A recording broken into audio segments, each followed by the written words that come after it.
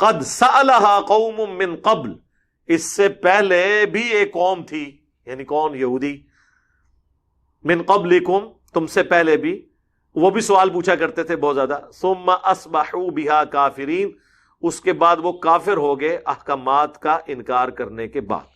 یعنی اللہ سے سوالات تو کیے پیغمبر کے ذریعے، لیکن پھر الٹیمیٹلی وہ شریعت کی وہ پابندیاں وہ برداشت نہ کر سکے. اسی لیے دیکھیں نا، اسلام میں اپنے اوپر زیادہ غلو کرنا عبادت کے معاملے میں بھی منع کیا گیا. بخاری مسلم میں حدیث ہے، وہ 3 اصحاب جو حضور کی غیر موجودگی میں آئے. ایک نے کہا میں شادی نہیں کروں گا، ایک نے کہا میں پوری رات جاگوں گا، ایک نے کہا میں روزہ رکھوں گا. آپ نے پھر بلا کے ڈانٹا، فرمایا تم سے زیادہ میں اللہ کا خوف رکھتا ہوں. لیکن یہ چیز نہ تو اللہ تعالیٰ نے کوئی تم پہ عائد کی ہے، تم خام خواہ اپنے اوپر اس طرح کی پابندیاں عائد کر کے اپنے لیے ایک مصیبت کھڑی کرو اور جس کو تم نبھا بھی نہ سکو. ایسا ہوتا ہے. اب اس طرح کے سوالات کی ایک مثال آپ کو بخاری مسلم ملے گی. عبداللہ ابن عمر بن عاص کہتے ہیں میں روزانہ روزہ رکھتا تھا. میں نے حضور کو جب بتایا، آپ نے فرمایا کہ روزانہ روزہ رکھنے والا گویا ایسا ہے جو روزہ رکھتا ہی نہیں ہے. تم نے اگر روزے رکھنے ہیں نا، تم مہینے میں 3 روزے رکھو، جو مہینے میں 3 روزے رکھ لے گویا وہ ہمیشہ روزہ رکھنے والا ہے. انہوں نے کہا یا رسول اللہ میرے میں اس سے زیادہ طاقت ہے. پھر آپ نے اور بڑھائے کرتے کرتے اینڈ پہ حضور نے کہا ٹھیک ہے 1 دن روزہ رکھ لو، 1 دن چھوڑ دو. ان کا یا رسول اللہ میں اس سے بھی زیادہ طاقت رکھتا ہوں. یہ بھی حضور سے سوال کر کے اپنے اوپر خود پابندیاں لگوا رہے تھے نا، ٹھیک ہے نا. اور وہ اس طرح کی بندی اس لیے لگا رہے تھے کہ جب حضور نے مجھے کہا ہوگا نا تو میں بھی اپنے آپ کو سمجھایا کروں گا کہ منو تے نبی نے ڈیوٹی لائی سی، تو 1 دن چھوڑ کے 1 دن روزہ رکھنا ہے تو مجھے استقامت بھی ملی رہے گی. جس طرح لوگ کہتے ہیں نا جناب اے منو بال پینٹ فلانے نے دیتا تو میں فلانے کو گیا سا لے کے آیا، وہ بڑا سنبھال کے لوگ رکھتے ہیں. تو میں بھی اپنے اوپر بندیاں لگوا لوں اس طرح کی تاکہ میں اپنے آپ کو قائل کر سکوں کہ بھئی میں نے تو حضور سے عہد کیا ہوا ہے. کہیں میں ڈھیلا بھی پڑھنے لگوں نا تو میں کہوں میں تو حضور نے عہد کی تھی میں 1 دن چھوڑ کے 1 دن روزہ رکھاں گا. جس طرح عثمان کہتے ہیں جب سے دایاں ہاتھ حضور کے ہاتھوں میں دیا میں نے اپنی شرمگاہ کو یہ ہاتھ نہیں لگایا، ٹھیک ہے، کہ بھئی یہ میں نے حضور کے ہاتھوں میں ہاتھ دیا ہے، ٹھیک ہے. تو اب وہ کہتے ہیں، پھر وہ بخاری مسلم میں آتا ہے، کہتے ہیں میں اب بوڑھا ہو چکا ہوں، اب مجھ سے روزے نہیں اس طرح رکھے جاتے.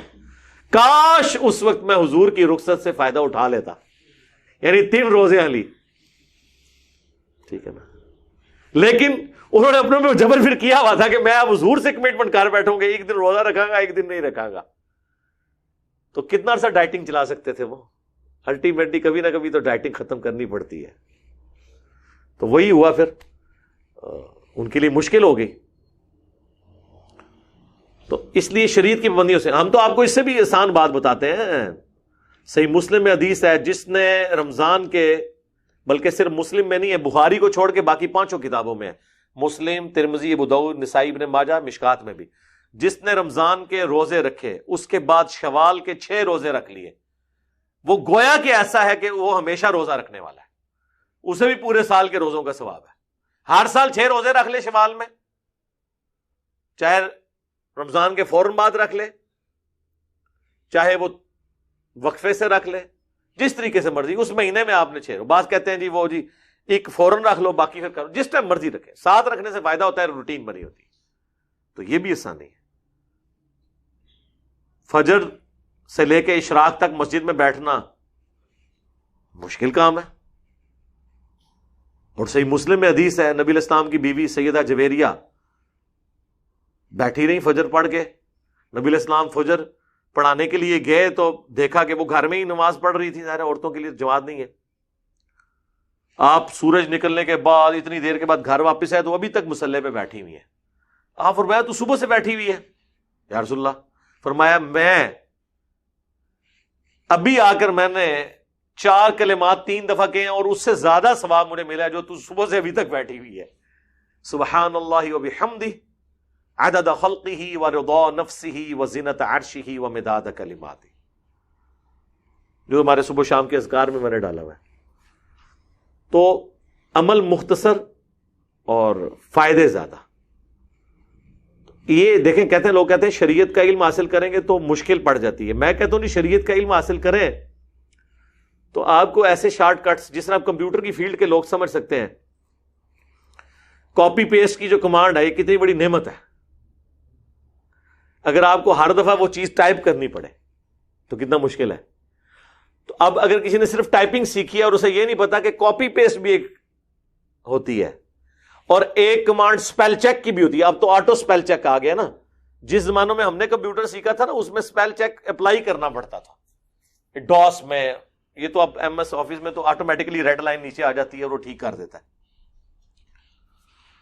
تو اس وقت کاپی پیسٹ کی کمانڈ آپ کو تو اندازہ نہیں ہے. ہماری میکینیکل انجینئرنگ میں تو اتنی مشکل مشکل ڈرائنگز تھیں, ان میں تو کاپی پیسٹ کے بغیر آپ ڈرائنگ ایک دن کی ڈرائنگ ایک مہینے میں بنے گی.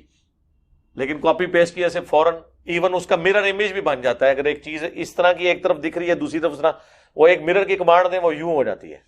لیکن وہ دوبارہ وہ ساری بنانی پڑے تو کتنا ٹائم لگتا ہے.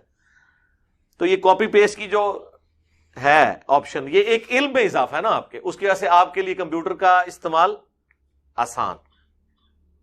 ایک یہ ہے کہ آپ خود ڈھونڈیں کہ فلاں چیز کہاں پڑی ہے, اور اگر آپ کو کنٹرول ایف کا پتا ہو, کنٹرول ایف یا سرچ میں جا کے آپ وہ لفظ لکھیں اور وہ چیز سی ڈرائیو میں پڑی ہے, ڈی میں, ای میں, کدھر کونے میں پڑی ہے, اینج کر کے نا.